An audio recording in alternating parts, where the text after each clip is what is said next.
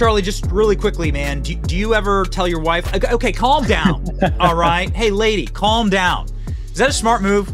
I don't think I've ever done that. You especially don't use that four-letter C word, calm down. That's not a good play ever. Bro, like it's Joe Scarborough. Joe Scarborough, we're all calm here, Mika. You're the one who's screaming. He's like saying that. I'm like, how broken are these people? They're broken because of reporting like yours.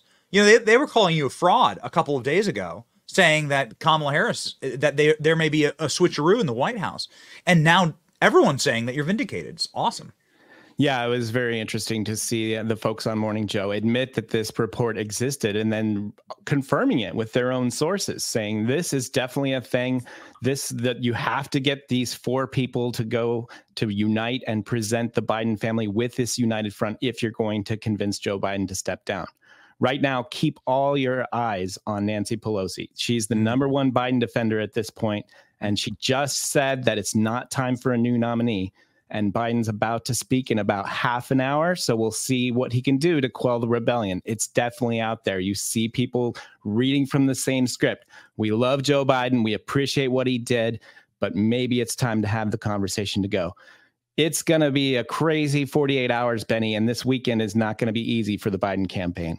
So you're saying that this may come down to this weekend. And I want to get, guys, I want to get Charlie's most recent report up talking about sort of like the mafia family, the Gestapo, like mafia family that must come to bear on Joe Biden to get him to step down. So talk me through this weekend, what's at stake, and more importantly, how that ties into your past reporting. Yeah, right now the big four are, they have to be quietly talking behind the scenes if it's time for Joe to go.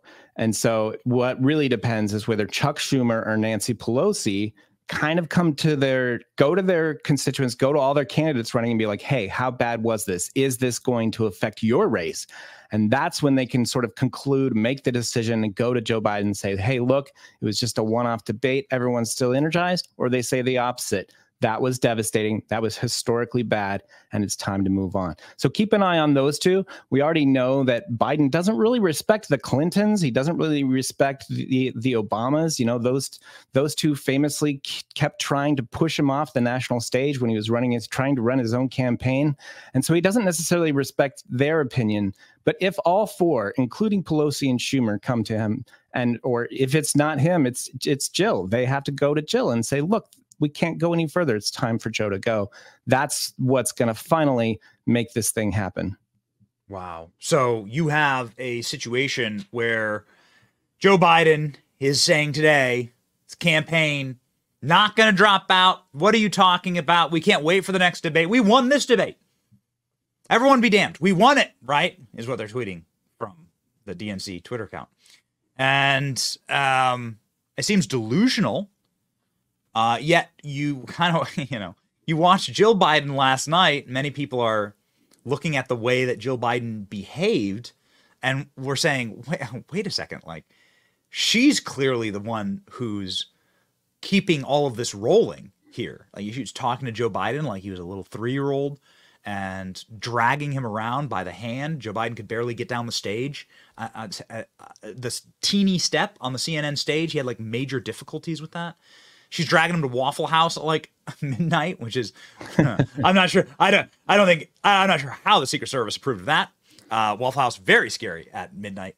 Yet it seems like there would be such a firewall put up, right? They just seem so entrenched. Even if like Chuck Schumer came in and is like, this is bad. Like, is that really going to move the Bidens? Yes, they're very stubborn. Even Biden's staff is stubborn. They feel like they've been underestimated by the elites at every turn. So they might, with Joe Biden currently leading the party and the people surrounding him also defiant, then we might be in for a real Democratic civil war here. This is something that I talked about in my book about Kamala Harris. If Joe Biden can't make it to the finish line, then the party will erupt in a civil war with each donor, each politician, all trying to pivot and position themselves for who should be the next president, who should replace Joe Biden. This is the worst case scenario from the debate that they could expect. And wow, looking at it right now, Kamala Harris has never been closer to the White House, to ascending the presidency and being the 45th president of the United States. That's remarkable. Kamala Harris was on TV last night, and that's now it begins to maybe click a little bit. So you have Jen Psaki last night being like, who, she said this live. She goes, right. Who the hell booked Kamala? Like, this is a very bad thing if you have the vice president having to come on here and flack. And Kamala was all over. She was on CNN for 10 minutes. She was on CNN. That's a long interview. And then she was on MSNBC for 3.5 minutes. And ABC News. And there was a very clear sign that Kamala and her people wanted to get her face out on television that say, hey, stop looking at Gavin Newsom, who's out there parading around in front of CNN. We need Kamala on CNN, and we need to shut that down. Yeah. So what's the background there? So that's Kamala angling. Definitely Kamala. It's a sign of Kamala angling. Look, her people are furious, are sick of seeing Gavin Newsom on TV being a better defender of the president than she is. And she hates to see that. So I was not surprised to see the Biden campaign push her forward. And you can bet that Kamala Harris was up there demanding that they put her up on screen that night. Maybe not a smart idea. We have a short clip here of Kamala Harris on CNN where I don't think she was used to having somebody push back on her ever so lightly, right? She got just very, feather dusted by Anderson Cooper, but she lost it, bro. Like, she snapped and started screaming at Anderson Cooper. Do we have this as a play beside? Let's rock and roll on this clip. Just a really short one, Charlie. But you got to see this. Really, really painful. He was a very different person on the stage 4 years ago when you debated him. You must, that's certainly true, is it not?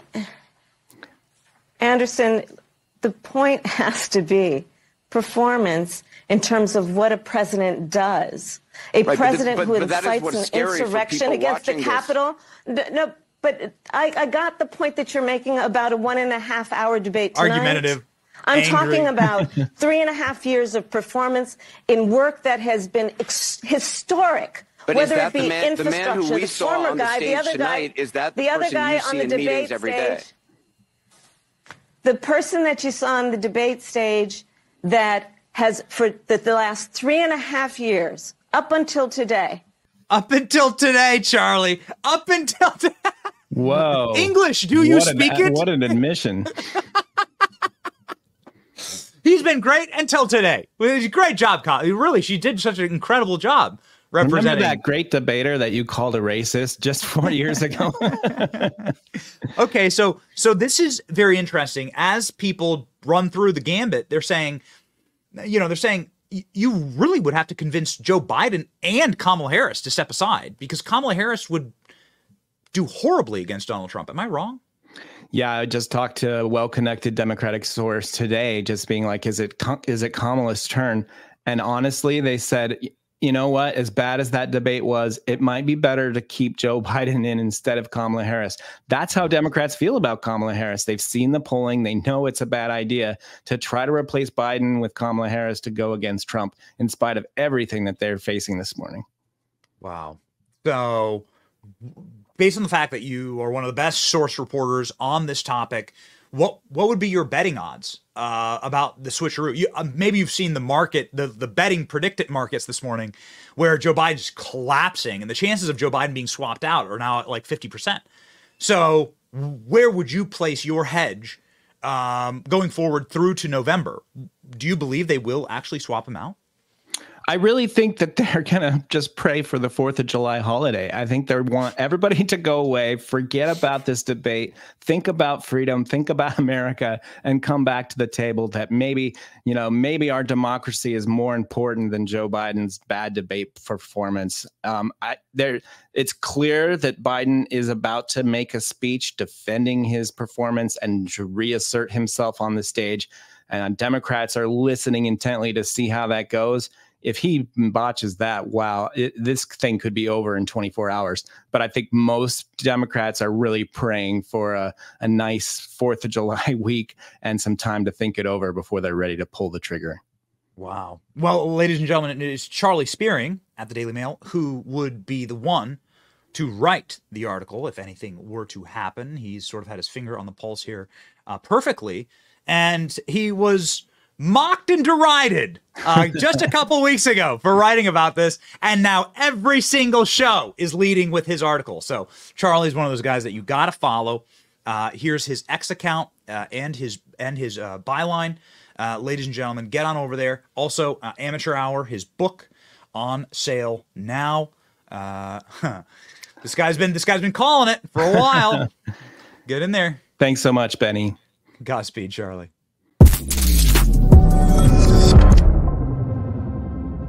Okay, Darren, how you doing, man?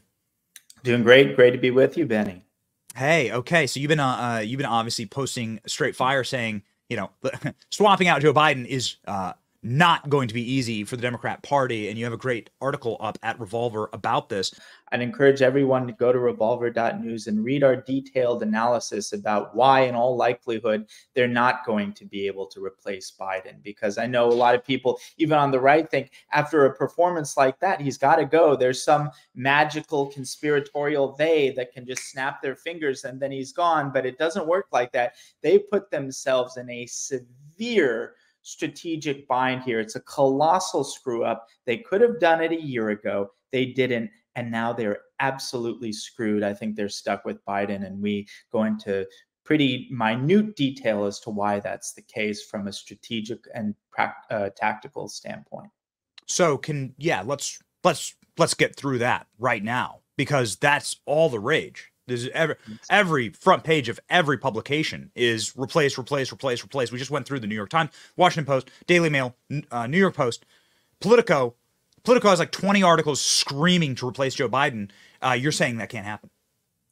Well, I would never say never, but it's far more difficult and far less likely than people imagine. First of all, are they going to force Biden to leave, or are they going to somehow convince him? Keep in mind, with the legal troubles that his family is facing, he's going to want to cling to the pardon power more than ever. Jill Biden has exhibited no interest in relinquishing power. And there's this sense that, there might be these conspiratorial insiders who are setting him up. All the people around Biden, their political fates are largely tied to his as well. So it's in their best interest to buy the media Kool-Aid and convince themselves. And people forget that Democrat elites, more than any other species of human being, actually do buy into the propaganda junk that's fed to them by the mainstream media. And so in an ironic sense, the fake news media might have ended up screwing over the Democrats by gaslighting them about Biden's health until it's too late. So then let's say, Biden might not want to step aside. He probably doesn't. So that's difficult. Number two is, who are they going to replace him with? They need to come up with a consensus candidate. The Democrat establishment really doesn't like Kamala. The media kind of likes Kamala. That's another dilemma. How are they going to overstep Kamala without further aggravating a base that's already incensed over the Israel-Palestine issue? That's yet another problem. And then people can look at the boring kind of procedural mechanics of how that would work within the DNC. And I encourage people to go to the Revolver piece for the details there. But long story short, the DNC is staffed with Biden lackeys who are probably not going to, go out of their way to remove the guy with whose, political prospects their own are so intimately connected. So they're probably not going to do that. And then as a final consideration, kind of related to the point about the Democrat base, Biden, for all of his faults, has a kind of, people know that he's not real, and therefore he enjoys this kind of legacy lame duck status that enables the Democrats to punt a lot of deep fissures that are getting worse and worse within the party. If Biden were to go, all of those fissures would come to the fore, the fissures that we see through all these major protests against Biden for Israel. In the right-wing media, people imagine Biden as some Hamas agent, but the left base thinks of Biden as overly obsequious to Israel, and they're furious about it because they're all pro-Palestine. That's why they've been having these protests. That specific dynamic, I think, would come to the fore much more conspicuously so if Biden were to be removed. So long story short, it's a huge headache to get rid of him. They don't have a likely replacement. And one last point here is that for these kinds of things, the media is excellent at manufacturing consent, but they need time and they need runway. This late in the game, they just don't have the time to prepare the public consciousness for how wonderful whoever the next person is that they would replace him with. They're out of time. They waited too long and they screwed up. And that's as simple as that. The Democrats are screwed. They actually lied themselves into this because there has been such a protection apparatus up into the last couple of weeks. My entire timeline on X is filled with clips of Joe Scarborough and Alejandro Mayorkas being like, Joe Biden, he's so smart, we can barely keep up with him. He's so brilliant, he's so bright. He's never been effing better, says Joe Scarborough. And he has a 6 handicap in golf.